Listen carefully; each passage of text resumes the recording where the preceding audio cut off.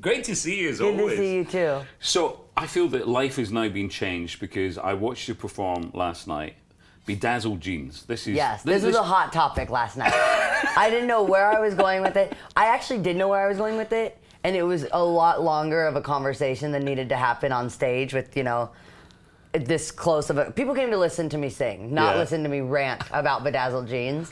But I was going to ask my fans, and I kind of did. I thought I kind of got to the point somewhere of ask my fans of what they really think, because I think there's is such a difference of where I've been over the last 12 years of being able to work and where I'm at right now. And I feel like where I'm at right now is kind of all of those different versions of myself kind of combined into who I am at this moment. And there's such this line for me of feeling like I'm getting to go back to my roots, I'm getting to be grounded, but also be able to have excitement and fun, which was the point of the Bedazzled Jeans. I think it makes people have more fun when they get to come to your shows and there's something fun to look at, or you have there's a part of entertainment. And I think someone that does that so great is my godmother, Dolly Parton. She tells you a story, she tells you the truth, but she's also a little bit of a character of herself. So I think I'm trying to find right now that line of how do I really let people in and know that this is the true, most grounded version of myself, but also get to be able to have fun,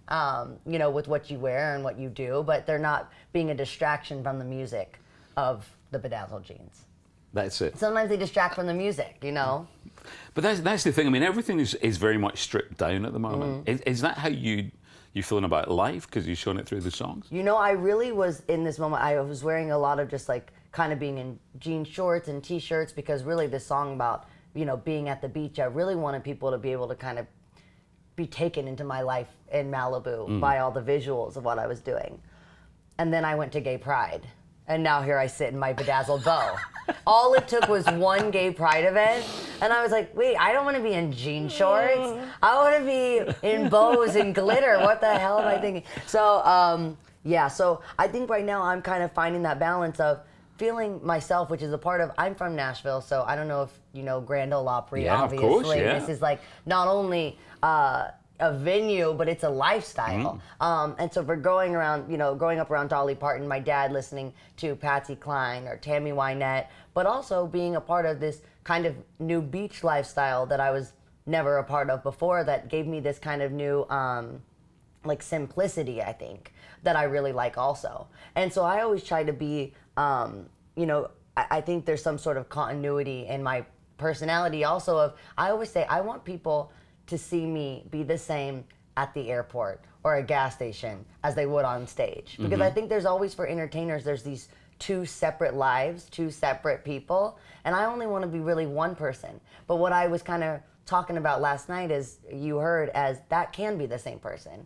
The same person that's priorities are yoga or spending times with the pigs, which I talked about. Spending time with my pigs can also be the same person that's priorities are entertaining people, making the shows fun, and allowing also, I think it's really fun for my fans when they see me wearing the Bedazzled Jeans, or when they see me wearing, flowers on my costume, whatever it is, when they come to my shows, they can do the same thing, and it's fun to dress like the artist you're going to see. So I think I always try to have that a little bit be a part of my show too, because I think people shouldn't take themselves so seriously. And so that's what I try to do with my music or with fashion, and be serious when you need to be, like a song like Inspired.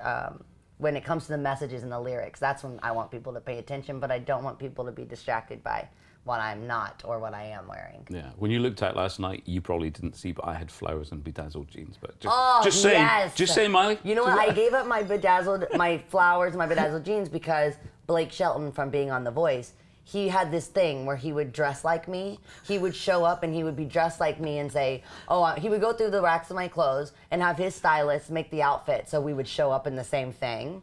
And so finally I got him back. And I came to work in a flannel and work boots and ripped up Wrangler jeans. Yeah. And so then I did my best Blake Shelton. So I think I was tired of always being the joke, because what I was wearing never was a joke. Even to me, sometimes what I wear can be like a political statement of telling people to be who they are, express themselves through how they dress.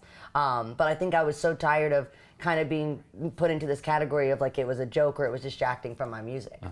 Let's talk about the music. So Malibu, is this right? You wrote it in an Uber? Yeah, wrote it in the back of a car because I was driving by the beach. I was driving on the PCH, and from being from Nashville, when it says at the end of the song, it's a dream come true in Malibu, that is a dream come true.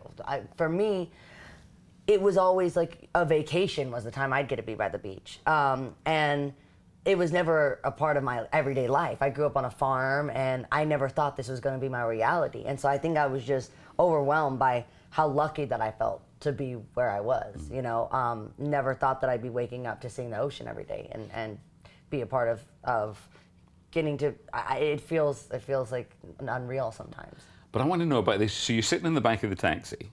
So what are you singing into your phone? Or I didn't it's in want to your sing head? out loud because I didn't. I felt embarrassed. I was like, okay, I don't want to be weird and like singing or. So I kind of wrote it more like a poem, and then kind of made it a melody once I got in. But I did have like a guitar, like just a kind of guitar idea, and yeah. So I kind of wrote it more like a poem at first than a song because I didn't want to sing it out loud. But then I got to the voice set, and I was able to sing it as soon as I got there. My mom was there, my friends were in the room, and I sang it, and everyone I think kind of felt that magic.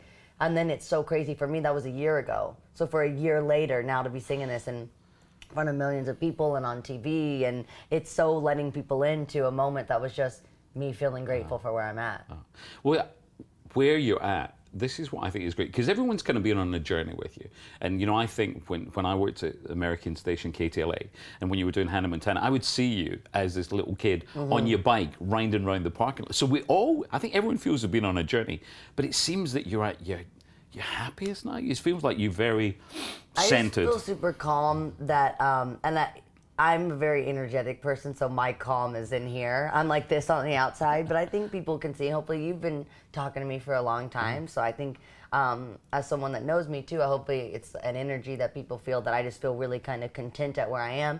And I think also my little sister, Noah, who's around and promoting all her new music, I'm really excited for her journey because I think she'll find this too. I think when you're making music at 16, 17 years old, you're just trying to find yourself as a person, and then you have this responsibility as an artist to really, people want you to know who you are already. People want you to be able to be like someone like, you're then doing shows with artists like Beyonce, who are so much like older and wiser and have been doing this for so much longer, or you're coming up after Britney or any of these artists that have been doing this for such a long time. And now I've been one of those artists now with Noah, she's hopefully someone I can look, you know, she can look up to me because I've been doing this now for the last 10 years of doing these shows. But when you're just starting out too, I started doing these shows when I was 12 years old. And so I really got to learn, but like you're saying, people were so into my life that I think people really felt like they know me, which also gave people this kind of ownership over me too, and they wanted to keep me the same because they liked the girl on the bike, you know, or whatever it is. And I think that girl is still, people have to see that in here now through my kind of, I'm not 17 right now where Noah is, that's like I have anything to prove. I feel like I proved what I wanted to do, which is I feel like I have respect, and I feel like my charity Happy Hippie has given me that. And I feel like I have the respect as an artist that I want, so it's less that I have to prove myself. And that gives me a lot of contentment. Yeah, because it's like that transition period. And as you're saying, you're growing up in the public eye. So everyone's focusing on what you're doing, what you're wearing, you know, what are the lyrics of the songs? Right. Is this telling us more about you? Right. I think because people really felt like, and I wouldn't trade that for anything. I think people feel like they really, really know me because I've always been so open about who I am too. And a lot of people, I think they really do separate themselves as an artist in their private life. I've always been, I think, you know, I am kind of a child in that way. It's kids say the darndest things, but I still say it as I grow up. I just really say, and I'm almost too honest, I really let people in. And so I think that's where people feel like they really know me. And I love that because I even feel like when I get to meet my fans, they talk to me like a friend instead of a fan and the artist. There's no like divide between us. I feel like we really feel like friends. And so I think that makes me have more freedom in my music, because I feel like I can really just be myself. And my fans are so accepting of me. But it's just hard for people that are looking out on, you know, from the outside, inside my life all the time and going through every little thing. Yeah. You talked about Dolly. And it's funny, you said a thing when I was watching you on stage last night, and it's so true. And anytime I go and interview Dolly in Nashville, you mention Dolly's name, and every single person says one word, love. Yeah. It's a magical thing, isn't it? Yeah. And she's your godmom. And I was saying last night, remember I told everyone that, anyway, if you don't like Dolly, you're weird. And if I'm telling you you're weird, there's something really wrong, because I'm one of the weirdest people on the planet. I've never have met anyone, whether they've come in contact with her personally or not, or just listen to her music, or just watch her, no one doesn't like Dolly. And that's because I think people see the way she'll treat anyone here in this room, the way she'd treat her biggest fan, the way she'd treat her worst enemy is all the same. All like super respectful and love. And that's just, I've had such a great role model as a musician, but also just as a person. She's just the kindest of all. I think at the moment, she must be so proud of songs like Malibu, songs like Inspired, because there's Dolly there, isn't there? And also I've gotten to go and perform Jolene so much, and I think given this this kind of new life to the song, because sometimes when I go out and I'm performing with the youngest of my young fans, they don't know these songs that I get to cover sometimes, whether it's Lonesome When You Go by Bob Dylan or you know, Baby I'm in the Mood.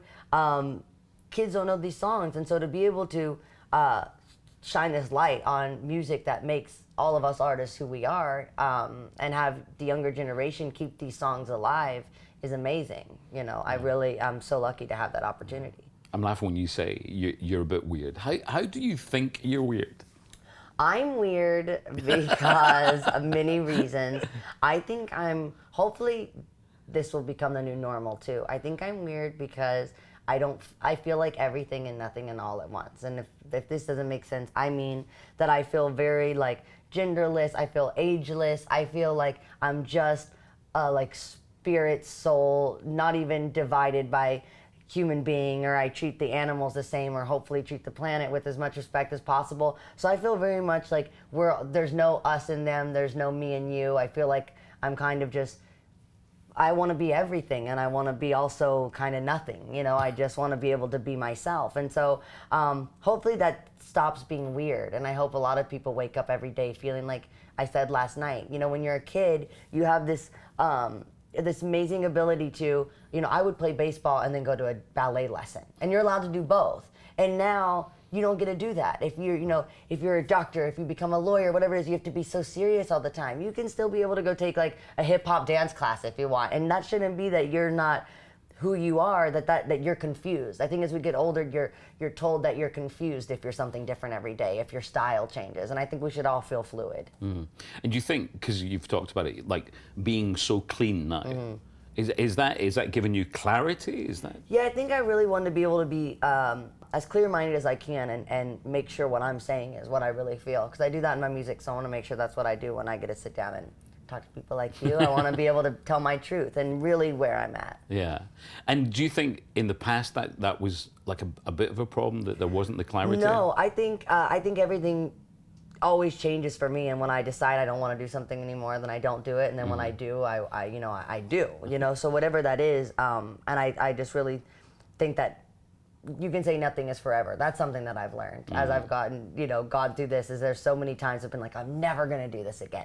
I'll never do this. I'll never do that. And then you do it. And then, you know, or you say you're going to do this forever, and then you stop, you know, whatever it is. So allowing yourself to have none of those boundaries. Is music almost like a kind of therapy?